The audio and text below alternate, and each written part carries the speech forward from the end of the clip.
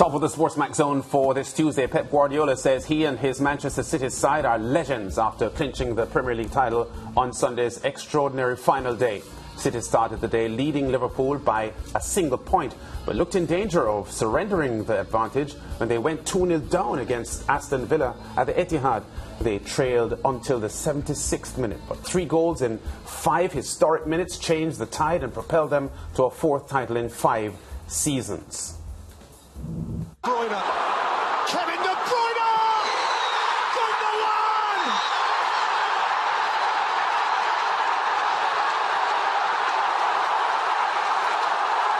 From the brink of despair, elation!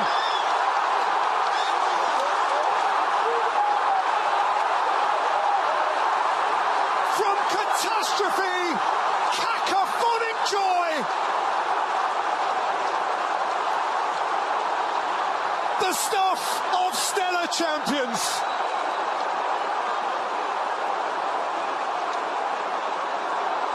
That's why City are a sensation.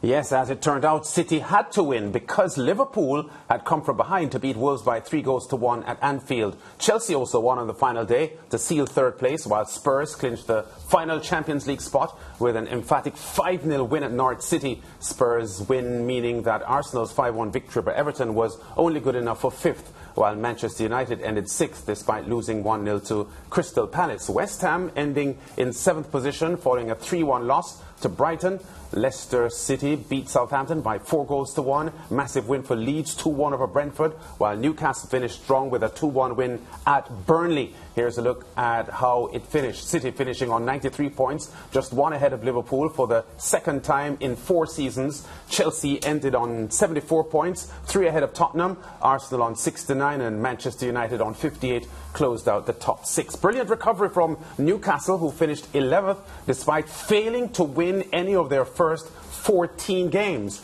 Leeds safe in 17th. Watford, Burnley and Norwich, the teams relegated. Now back to the champions, Manchester City, and their manager Pep Guardiola. He is trying to explain the magnitude of his team's achievement.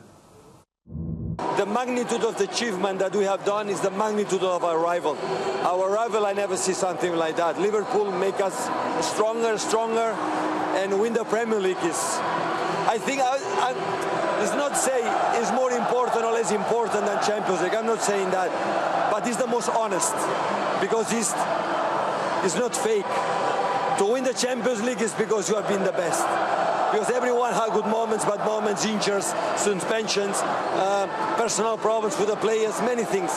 And it's the humble one, the honest one. That's why we are incredible, satisfied and happy.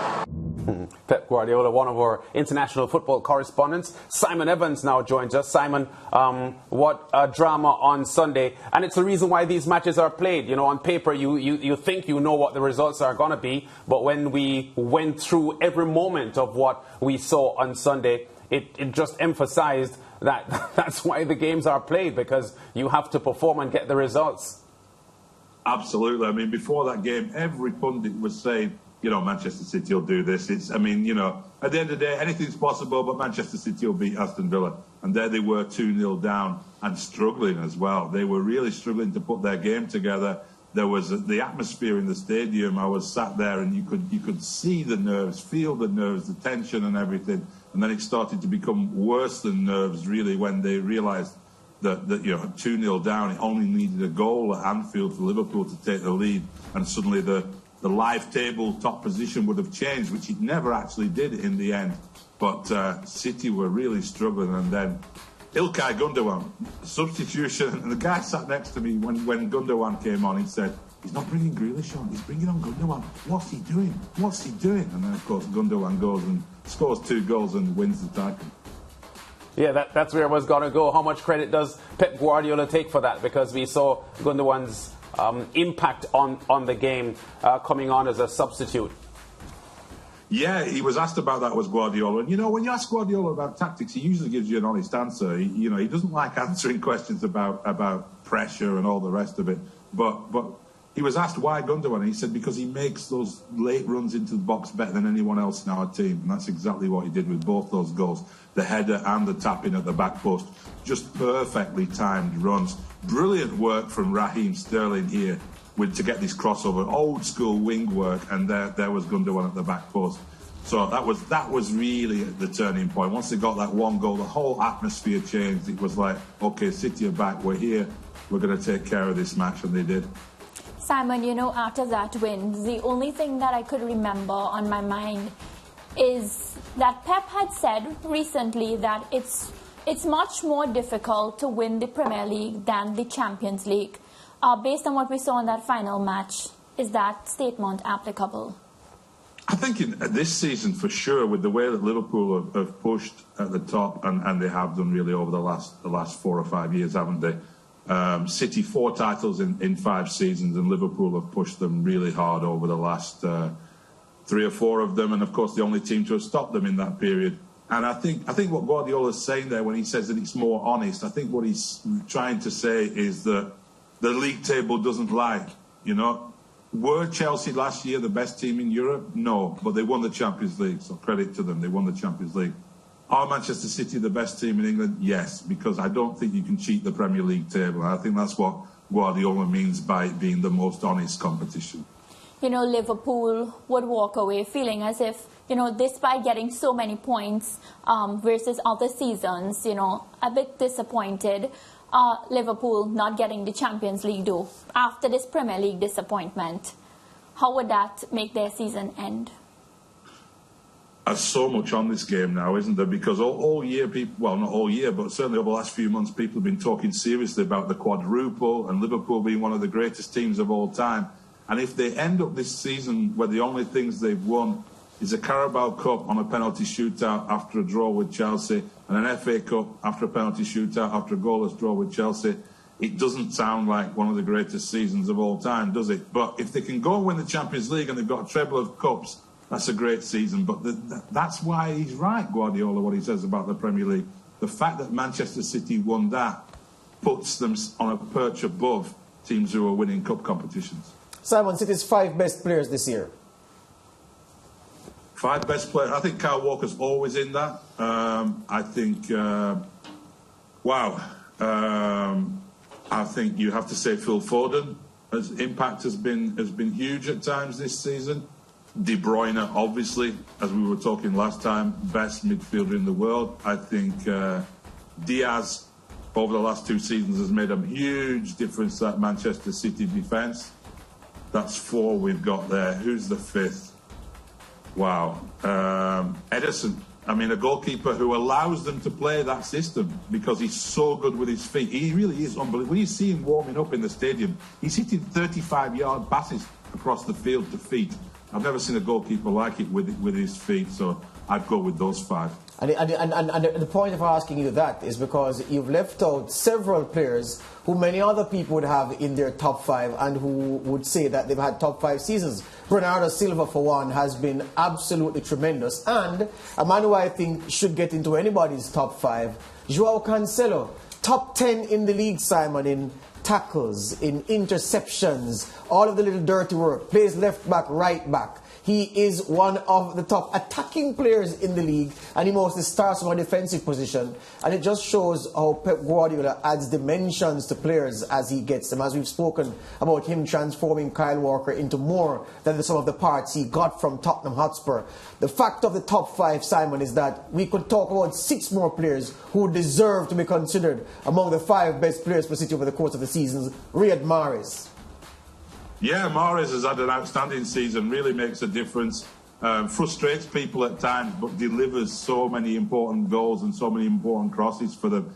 And even the backup players who don't play a huge amount. You look at Zinchenko, the Ukrainian, came on in the second half and they switched it around, moved Cancelo to the right, Zinchenko across to the left, and he delivered a brilliant pass to Rodri for the second goal, which Rodri passed into the bottom corner. It was a brilliant finish. But the pass from Zinchenko showed real composure and intelligence. And he's had a bit of criticism lately for his defensive weaknesses. But even that, a player like that who's a fringe player, coming on and delivering a key pass in a key moment. Yeah, Guardiola keeps reinventing his teams. He has already gotten Erling Haaland, who should play a big role going forward. The goal that Sterling set up for Gundogan, that header, the first goal, Simon, it's the kind of goal that City is not built to score, because it was a centre-forward's header at the back post from a winger's cross. Guardiola, of course, doesn't play with traditional wingers. Sterling did the business there, and Gundogan was the number 9 at the back post to head home. I see all of those things to ask about the obvious areas that City can improve on to keep their grip on this title. Well, you're absolutely right to highlight. When we talked about Haaland signing the other week, we were talking about how would City change their game, and one of the things that I highlighted was the fact that they don't put many crosses over in the air. City score a lot. Normally in this situation you see, he's got no choice but to put that one in the air, but often City hit diagonal balls or low balls across the penalty area for people to run in and tap in, like we saw with the final goal, the winning goal. I think we'll see a lot more of that old school wing play, because Haaland, it's meat and drink to him is those kind of crosses. So I think we will see a lot more of that from Manchester City. It gives them another option in games where their usual way of playing isn't working. So it's going to be fascinating to see how they develop as a team with Haaland there and any other signings who might come along. There's so much money in the English Premier League, so much money at the elite level in world football, Simon, and yet 2 teams in England are head, shoulders, legs, feet above everybody else. Does the amount of money that is available to Chelsea, Spurs, we heard today that one of the owners has pumped $150 million directly from his bank account to fund Conte's war chest. Arsenal are expected to come hard. They're expected to invest as well. Manchester United has to invest. West Ham are already deep into recruiting. Is there enough money to buy enough quality to put the teams, the rest of the teams, the also-rans, Simon, in a position to make a real fist of this Premier League title challenge? Or are we to sit back and enjoy a procession of 2 next season? I fear we will be watching a procession of 2. But the amount of money that's going to be spent this summer, I think, is going to probably break records, because you're absolutely right. Tottenham Hotspur have decided that they're going to go for it with Conte, give him the money, try and challenge in the Champions League and at the top end of the Premier League, spend 150 million on players. Chelsea's new owners are saying, we're going to make an impact straight away, we're going to come in, there's going to be 200 million for new players there. Manchester United have to give Ten Hag new players, otherwise the whole thing is pointless. So Manchester United are going to be spending big. And you look at that and you think, they're all chasing after 3rd place, though, because it's one summer, you bring in 3 or 4 players to get to the level that Manchester City and Liverpool are. It's so difficult. We thought last year, at the start of the season, about Chelsea being contenders. They're Champions League winners. Of course they can contend for the Premier League title. And they didn't. Maybe there were specific circumstances with everything that went on with the Russian ownership of the club and everything else. But for a team to become the 3rd force in the Premier League is going to require a big step up. And we'll see what Chelsea can do, because I think of all of those teams, they are the most well set, that if they can add 3 or 4 really quality extra pieces, Tuchel could have a side that could be in there challenging with those 2. Yeah, let's hope the Premier League doesn't become the old firm of Rangers and Celtic in Scotland. Thank you very much, Simon. Yeah. Tell him sorry about Burnley before he goes. Oh yeah. I have commiserations, my friend. Burnley. Thank you. Yeah, they've fallen through the trap door. I know it's difficult, but it's football. The table never lies. It is, and the Championship's a great division, as we know, so there'll be plenty of exciting games there for Burnley fans. Oh, And we carry the Championship on SportsMax, so we'll be able to see Burnley week in, week out. There you go, all those Burnley fans in Jamaica. Look forward to it. All right, man. Thank you very much. All right. I couldn't let him go, George. So 4 and 5. 4 and 5. It's a feat accomplished by Manchester United before, because they've been the only Premier League team to win 3 consecutive titles. They've done that. They did that twice under in Fergie's time. But 4 and 5 at this level, it's astonishing. Yeah, it is. And as you mentioned, Fergie, George, of course, Pep just second behind him, but such a big gap when you think about numbers. You know, he has to really work hard to even reach. How much does Alex have? 13? 13, Right, yeah. 13. So Pep has a lot of work to do. But point taken, Pep has been an incredible manager. And I think when you listen to the players talk, Liverpool players and City players, they say the same thing. City pushes Liverpool and Liverpool pushes City. So that's why, it's such a great thing to witness both of them come up against each other. And I think this season what we've seen is a perfect example of the type of football that both teams play and the quality of both teams. Literally 1 point separates them. And I think was a salient point here is the respect that both teams and both fans, I think, have for each And other. managers. We've seen, and managers. I think we've seen in the past where, Sir Alex Ferguson's unquestionable hatred of Liverpool, there's been in the past some bitterness between the main rivals, but in the Liverpool-Manchester City rivalry, it hasn't been like that. But does it make the football better? Because the reason I ask is that I hear people talking about mentioning that point, and I'm saying, but how does that help the football? Was the United-Liverpool rivalry, was that so? Well, it doesn't make it better or worse. It just makes it different. No, it's just different. Usually when rivals are rivals in the true sense of the word, there's bitterness.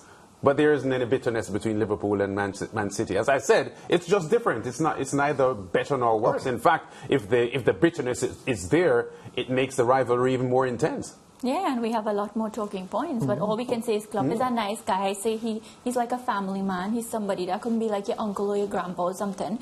And then Pep, who has like a lot of sauce and, But you realize how thin the margins are, though. Yes. Liverpool were 1 point away from becoming the greatest Premier League team of all time. George, and that is It's funny, but I don't hear anybody saying this Man City team is the greatest Premier League team of all time. But if Liverpool had won, they'd have said so about them. Yeah. And they'd have beaten City by 1 point. Yeah. Can I say... And they would have only won twice in the last... In 6 years. In 6 years. That is why this Champions League matchup that will be live on SportsMax is the most important thing for Liverpool this season.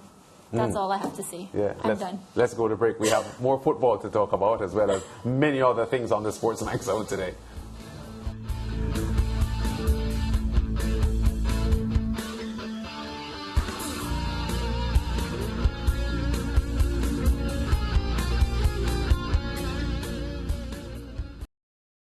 Thank you for watching SportsMax on YouTube. Don't forget to like, share, subscribe, and to click the notification bell to stay informed.